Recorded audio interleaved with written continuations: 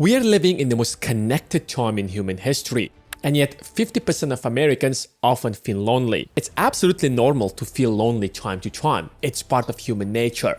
But knowing how to be alone, enjoying being alone is actually a skill. I understand that it's not always the best feeling when you're not surrounded by like-minded people, by people whom you can call brothers. In fact, most rich and successful people often don't have much friends. In fact, most of them probably don't have any friends at all. But that's not the problem. The real problem is that people just don't know how to be alone because they're left alone with their thoughts. That's when depression starts kicking in. And if you think about it, nobody is truly alone since Steve Jobs invented the iPhone, because everyone has these little gadgets in their phones that give them access to the rest of the world in a few clicks. I mean, if you're not spending time with your friends and family, you can always just pull out your phone and go to Instagram, and you will see what they're doing and connect with them and share with them your life. The Instagram algorithm is designed in such a way that it just pushes you to spend more time there connecting with your friends and family, post your pictures, post stories about what you're doing. And if you have no friends and family, your favorite influencer suddenly becomes your friend. You start watching how they spend their days. You start following where do they travel. You start even watching what do they eat. But in reality, all of that is a distraction, because knowing how to be alone is a superpower.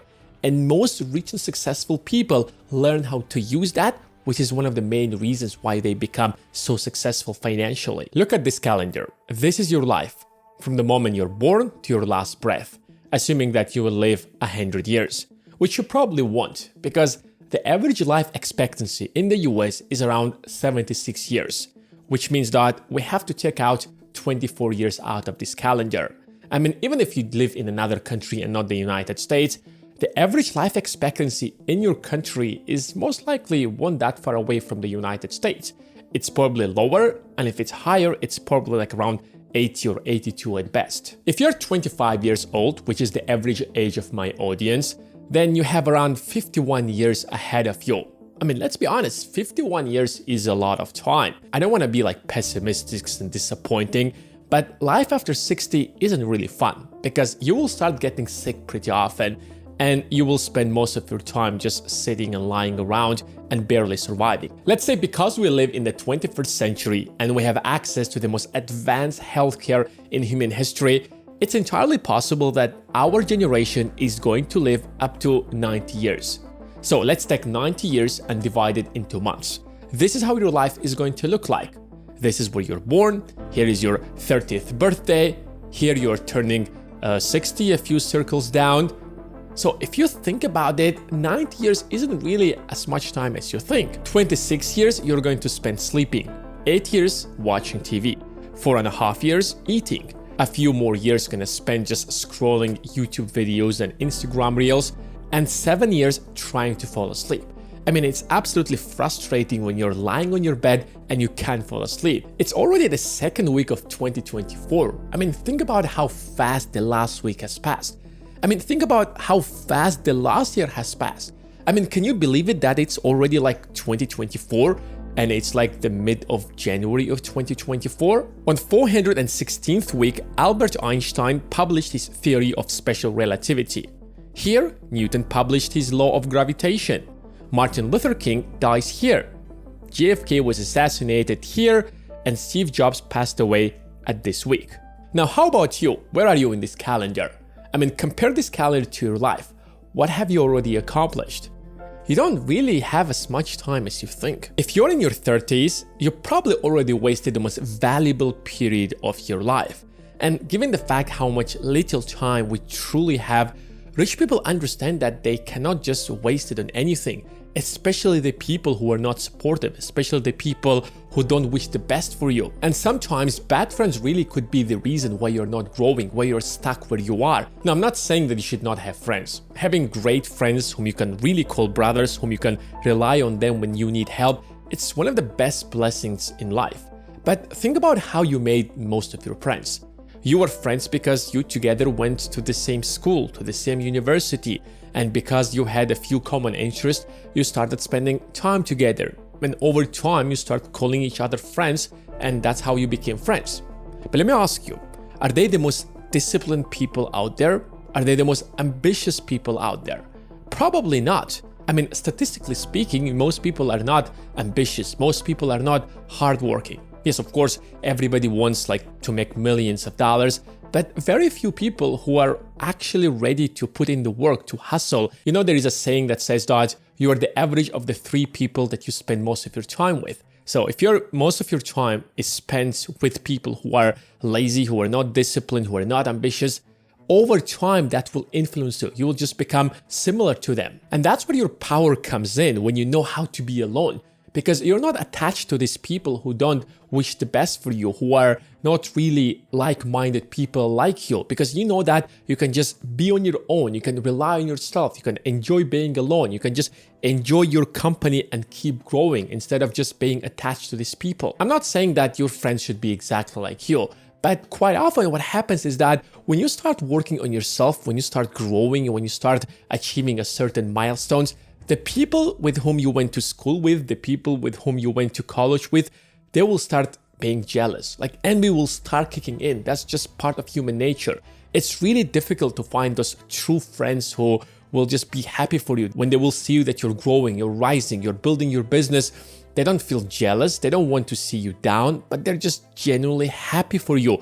It's really difficult to find those people. And when you actually start taking your life seriously, it's really normal to lose your friends. Imagine you have 3 or 4 friends that you spend most of your time with, and then suddenly you started taking your life seriously.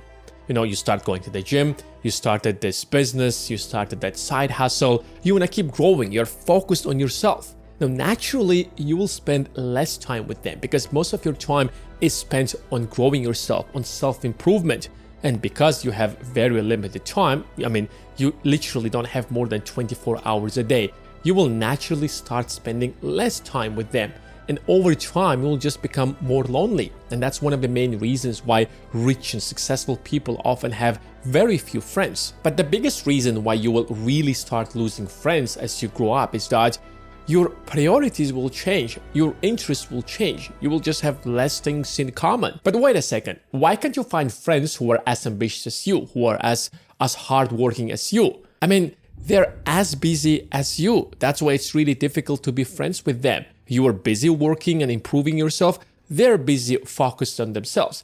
And that's why when you look at the world's richest people, they're not friends with each other. They might know each other, they might have their numbers on each other's phone, but they're not really friends. What I have also realized is that people often spend time with their friends because they're afraid to be left alone with their thoughts. If you check out their iPads, iPhones, and computers, you will realize how quickly depression starts kicking in into their lives because they will be left alone with all of these thoughts that they've been avoiding for most of their lives. But the people who overcome their smartphone addiction often have a much better dopamine system.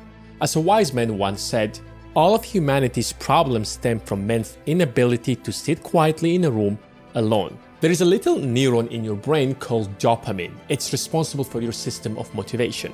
So whenever you eat a chocolate, for example, or see your friends or go for a date, your dopamine rises, but then it just falls down to its previous level. That's why after you achieve something you so desperately wanted, your dopamine rises dramatically, but then it just falls down and you feel bad afterwards, even when you got something that you so desperately wanted for a long time. So if your system of dopamine is broken, your brain will constantly start asking for that dopamine boost all the time, which means that you can't just sit alone by yourself and do something meaningful because your brain is craving for it. It will just push you to do something to get that dopamine spike, such as pulling out your phone and checking your Instagram again. So if you want to be rich and successful, you have to work long hours, like 70 or 80 hours a day. But if your dopamine system is broken, you just won't have that ability because your brain is just constantly craving for it. You will just do something. You can't just sit alone by yourself and do something meaningful. When you're alone, you start learning how to solve problems. You start handling tasks without somebody out there guiding you or helping you. You start taking decisions on your own. That will translate into an entrepreneurial spirit where you will start forging your own path and creating something on your own. When you know that you can depend on yourself, you become less fearful and more confident in your skills. You're not afraid to leave your job, move to a new city, or start your own business. If your business fails, your loneliness have already taught you how to deal with such circumstances. Instead of giving up, you'll just swallow your disappointment and try again. You know that that's just part of life. It's just part of the process. Your loneliness have already prepared you for such situations. This is probably the main reason why most people never start investing, because they automatically start thinking, what if I fail? What if I lose my money? Yes, there is a possibility that you will fail. There is a possibility that you will lose your savings, but they're not confident that they will make that money back. In fact, they could be making much more money if they learn how to invest, if they learn how the market works. I mean, just look at the wealthiest people in the United States. You will find out that there isn't a single billionaire in the entire country that doesn't have part of his wealth in the stock market. You won't find a single probably millionaire who is not investing out there. Some of them are investing in real estate, others in the stock market. I mean, we have people who built entire fortunes just by investing and picking up the right stocks. If these people weren't confident in their abilities, in their skills, or were afraid just to lose, they wouldn't have made it this far. I'm not telling you that you should not be skeptical. Of course you should. But a better way to approach that would be that, how can I minimize my risk? Yes, there is a risk, but how can I just eliminate it as much as possible? And let's be honest, no matter what you do, no matter what business you start, no matter where you invest, you cannot entirely get rid of the risk. There will be some level of risk in any investment that you will make. So the people who actually learn how to enjoy being alone have developed the self-confidence that they believe in themselves, that if they fail, they can just try again. They're not afraid of the consequences. That doesn't mean that every single lonely person is going to become rich and successful. But there are two options when you're lonely. The first option is that loneliness is going to guide you into depression and anxiety, where you're always anxious that you don't have friends, you don't fit in.